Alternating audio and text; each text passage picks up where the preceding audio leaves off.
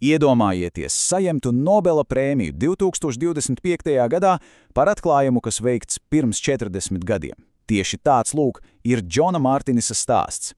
Tas ir ceļojums laikā no viena fundamentāla fizikas eksperimenta līdz pat mūsdienu globālajai sacensībai par nākamās paudžes datora izveidi.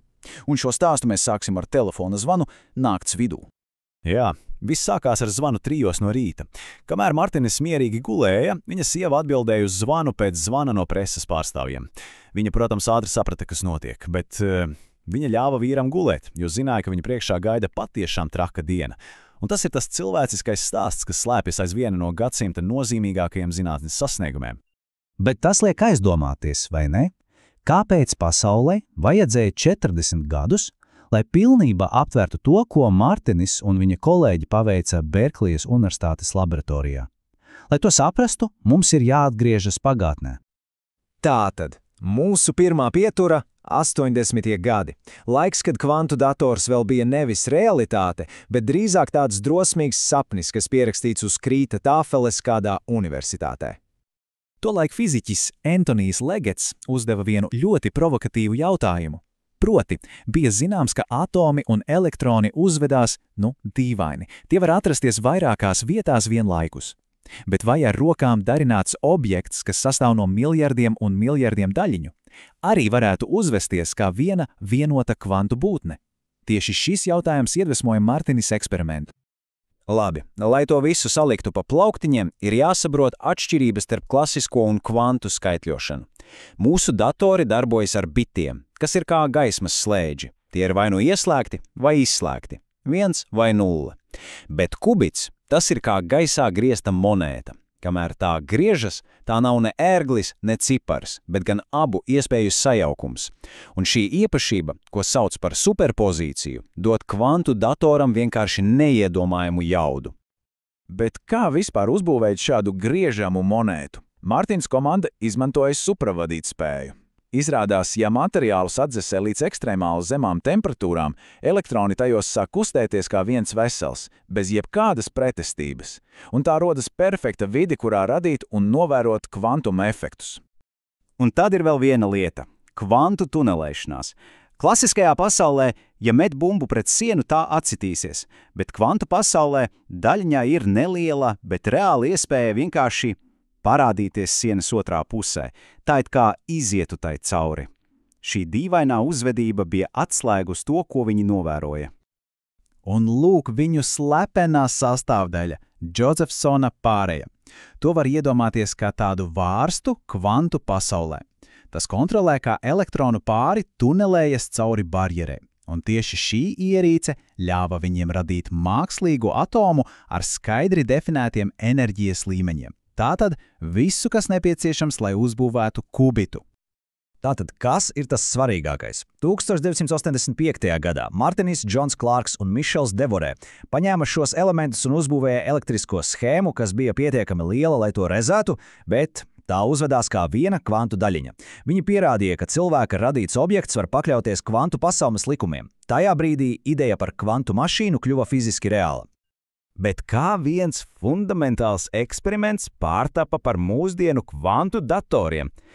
Tas bija 40 gadus ilgs ceļš, kas prasīja neticamu pacietību un mērķtiecību. Martinisa karjera ir īsts pacietības paraugs. Pēc Berklijas viņš pavadīja gadus un gadus, klusi pilnveidojot tehnoloģiju, risinot tūkstošiem sīku, bet svarīgu inženierijas problēmu. Līdz beidzot 2014. gadā pie viņa vērsās Google. Viņi uzaicināja Martinisu un visu viņa komandu ar vienu konkrētu mērķi – paveikt to, ko nespēja neviens klasiskais dators. Un kas ir šis kvantu pārākums? Svarīgi saprast, ka tā nav spēja atrisināt kādas praktiskas problēmas. Drīzāk tas ir simbolisks brīdis, kaut kas līdzīgs pirmajam brāļu Raitu lidojumam. Mērķis bija vienkārši pierādīt, ka kvantu procesors var veikt uzdevumu, kas ir absolūti, fundamentāli neiespējams pat jaudīgākajam superdatoram pasaulē. Un 2019. gadā viņiem tas izdevās. Google's Sycamore procesors veica vienu ļoti specifisku nejaušu aprēķinu nieka 200 sekundēs. Un šis skaitlis ir tas, kas visu padara tik iespaidīgu. Uzdevums, ko viņu 54 kubitu procesors paveica nedaudz vairāk kā 3 minūtēs, pasaules ātrākajam superdatoram prasītu 10 000 gadu. Tas bija nepārprotams pierādījums, kvantu skaitļošana ir realitāte. Pēc šī triumfa Martinis pameta Google, lai sāktu jaunu nodeļu.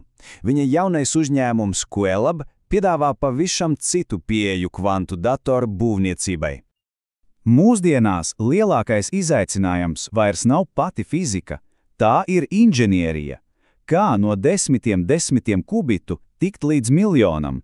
Miljonam, kas nepieciešams, lai risinātu reālas problēmas, jaunu zāļu izstrādi vai materiālu zinātni.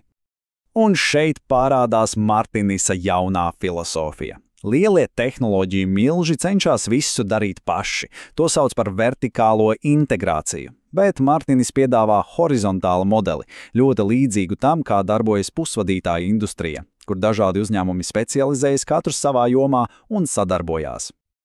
Qelab stratēģija ir ļoti skaidra. Viņi projektēs kubitus, jo to viņi prot vislabāk.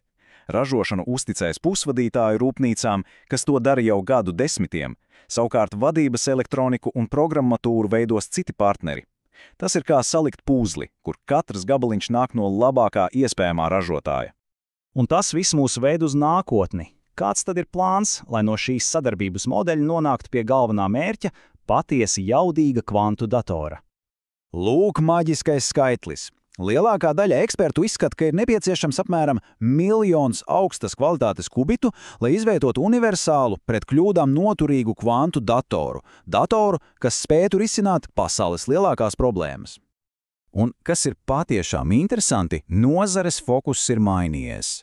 Tā vietā, lai dzītos pakaļ kubitu skaitam, Martinis un daudzi citi tagad uzskata, ka daudz svarīgāk ir pilnveidot dažus kubitus, padarot tos gandrīz perfektus. Jo sistēmā ar miljonu sliktiem kubitiem ir bezjēdzīga, bet sistēma, kas balstīta uz perfektiem kubitiem, ir mērogojama. Tā nu Džona Martinisa 40 gadus ilgais ceļš ir noslēdzies ar Nobela prēmiju, bet vienlaikus tas ir tikai sākums jaunai ērai. Un tas atstāja mūs ar vienu būtisku jautājumu, vai nākamo tehnoloģisko revolūciju virzīs daži monolīti uzņēmumi, kas visu dara paši, vai tomēr atvērtas sadarbībā balstīta ekosistēma, kurā katrs dod savu labāko pienesumu. Martins ir izdarījis savu likmi. Tagad atliek vien gaidīt.